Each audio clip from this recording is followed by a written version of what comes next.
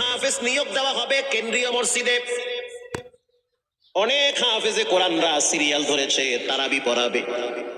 কার মনে না চায় এত বড় এক মসজিদে আমি যদি চান্স পাইতাম তো আমার কপালটা খুলে যেত। শুক্রবার দিন সবাই দরখাস্ত রাখলো, ইন্টারভিউ শুরু হয়ে গেল। পরের জুমায় অসংখ্য ছাত্রদেরকে দেখছি খতমে তারাবির জন্য ইন্টারভিউ সিরিয়াল দিয়েছে। ইন্টারভিউ বোর্ডের ভিতরে আমি ছিলাম। কয়েকজন হাফেজকে আমরা সিলেকশন করছি যে এদেরকে নেওয়া হবে। এদের তেলাওয়াত সুন্দর, পড়াও বড় মজার। আমরা কাগজগুলো এক জায়গায় জমা করছি। পরের জুমায় আমরা ঘোষণা দিয়ে দিব কোন মায়ের সন্তান চান্স পাবে।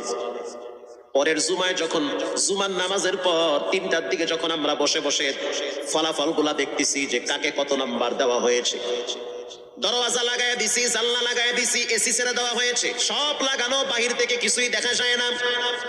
খাদেম সাহেব আস্তে করে জানলা খুইলা উকি মাইরা দেখতেছে যে 2টা ছোট বাচ্চা বাহিরে দাঁড়িয়ে আছে, একেবারে অল্প বয়স।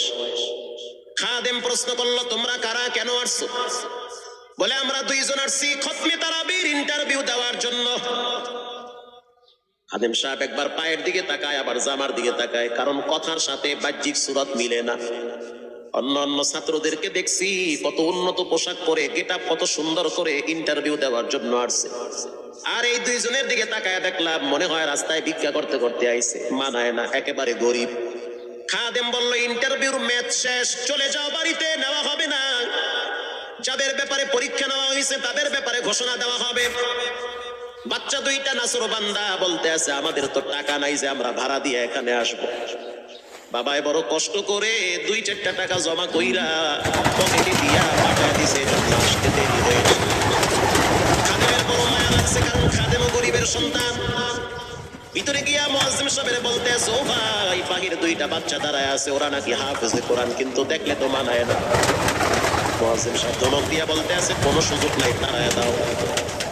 খাদেম গিয়া ইমামের কানে কানে বলতে আছে, হুজুর, বাহিরে 2টা বাচ্চা। আজীব দৃশ্য, 2 জনের চেহারা একই রকম লাগে।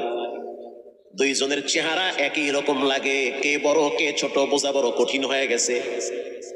মুসলমান ভাইয়েরা আমার, ইমাম সাহেব প্রশ্ন করলো, তোমরা 2 জনের বাড়ি কোথায়? বলে, আমরা নারায়ণগঞ্জে ভাড়া থাকি। বাড়ি কোথায়? বলে, আমাদের বাড়ি কুড়িগ্রামে। কুড়িগ্রাম থেকে ঢাকায় কেমনে আসছো? বলে, বাবাই ঢাকায় নিয়ে আসছে। কয় মাসে কোরআন শরীফ খতম করেছো? বলে, আমরা 2 জনে 11 মাসে 30 পারা কোরআন খতম করেছি। ইমাম সাহেব একবার চেহারার দিকে তাকায়, আর একবার পায়ের দিকে তাকায়। স্থানীয় গণ্যমান্য অনেক ব্যক্তিরা তাকায় আছে এদের দিকে। ইমাম সাহেব বলতে আছে, বাবা, তারাবির ইন্টারভিউ শেষ হয়ে গেছে, বাড়ি চলে যাও। যেটা একটু দেখতে ছোট, ও চোখের পানি দেখলাম টিস্যু দিয়া মুছতেছে। কেন কাঁদতেছো? বলে, আমরা গরিব, তার জন্য মনে হয় আমাদেরকে তাড়ায়া দিতেছেন। আমরা জানতাম না ইন্টারভিউ তাড়াতাড়ি শেষ হয়ে যাবে, আসতে দেরি হয়েছে, কারণ আমাদের তো ভাড়া টাকা ছিল না, বাবাই কষ্ট করে কিছু টাকা দিয়েছে, সেটা দিয়ে এখানে আসছি।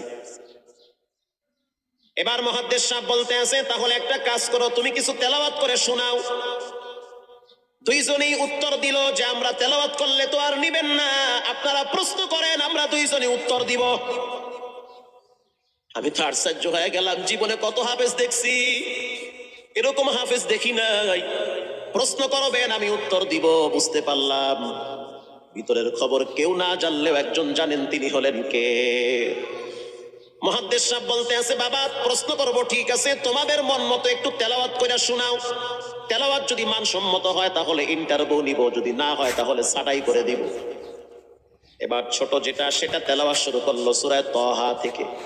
তাহা মা আনজালনা আলাইকাল কুরআনা লিতাশকা। এত সুন্দর পড়া মনে হইতেছে আসমান থেকে কোরআন নাজিল হইতেছে। এত সুন্দর পড়া, কত রঙের ঢঙের পড়া শুনলাম, এই পড়া কোনোদিন শুনি নাই। আমি তাকায় দেখলাম স্থানীয় টিউনো সাহেবের চোখের পানি পায়া পায়া পড়তেছি। ইশারা দিতে আছে আরো তেলাওয়াত করতে বলেন। এই পড়া তো শুনলে আমার দিলের ময়লাগুলা কাটে। আল্লাহর ঘরে যখন গেছি, বাইতুল্লাহ ফজরের টাইমে ইমাম সাহেব তেলাওয়াত করলে যেমন মনে হয়, মনে হইতে আছে ওই কোরআনের আওয়াজটা এখন এই মসজিদে বাজতেছে। ছোট বাচ্চা